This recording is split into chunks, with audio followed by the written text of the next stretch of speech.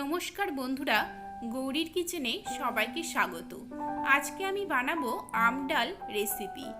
গরমের রেসিপিগুলোর মধ্যে এই আম ডাল রেসিপিটি কিন্তু বাঙালিদের আরেকটি প্রিয় রেসিপি। এই রেসিপিটি খেতে ভীষণই সুস্বাদু হয় এবং গরমে এই টক ডাল রেসিপিটি আপনাদের কিন্তু শরীর সুস্থ রাখবে। চলুন তাহলে বন্ধুরা দেখে নিই আমি এই আম ডাল রেসিপিটি কিভাবে বানাই। আম ডাল বানানোর জন্য আমি এখানে 100 গ্রাম মুসুর ডাল নিয়েছি।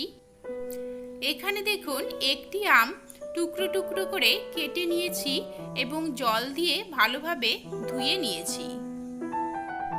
ডালটাকে সেদ্ধ করে নেওয়ার জন্য প্রেসার কুকারের মধ্যে দিয়ে দিচ্ছি 1 গ্লাস জল। এবারে দিয়ে দেব 1 টিস্পুন নুন, দিয়ে দেব 1 টিস্পুন তেল। এবারে ঢাকনা বন্ধ করে 3টে সিটি দিয়ে নেব। আপনারা ডালটি প্রেসার কুকার ছাড়াও সেদ্ধ করে নিতে পারবেন।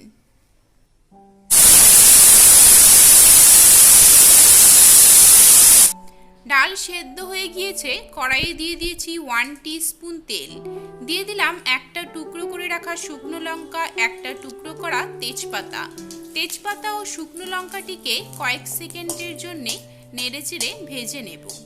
যখন দেখবেন শুকনো লঙ্কার একটা ফ্লেভার বেরিয়ে আসবে, তখন এর মধ্যে দিয়ে দেব 1/2 টিস্পুন পাঁচফোড়ন সম্বার।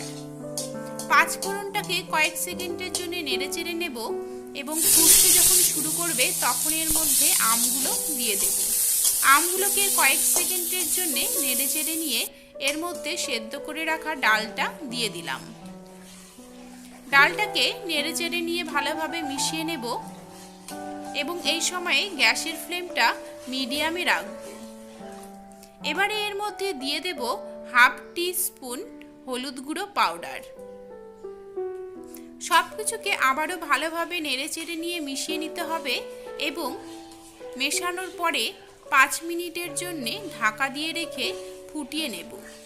এইভাবে ঢাকা দিয়ে ফুটিয়ে নিলে দেখবেন আমটা খুব তাড়াতাড়ি সেদ্ধ হয়ে যাবে এবং তার সাথে সাথে আমের ফ্লেভারটা ডালের মধ্যে বেরিয়ে এসে ডালের টেস্টটা দেখবেন দ্বিগুণ বাড়িয়ে দেবে।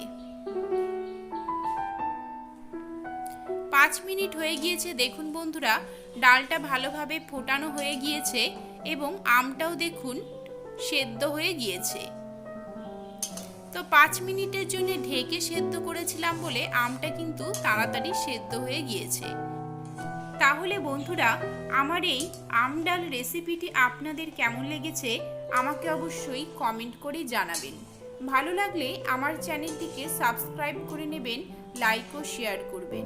এরকমই আরও অনেক জিভে জল আনার মতো রেসিপি রয়েছে আমার চ্যানেলে, সেগুলোর সব লিঙ্ক দেওয়া থাকবে ডেসক্রিপশন বক্সে।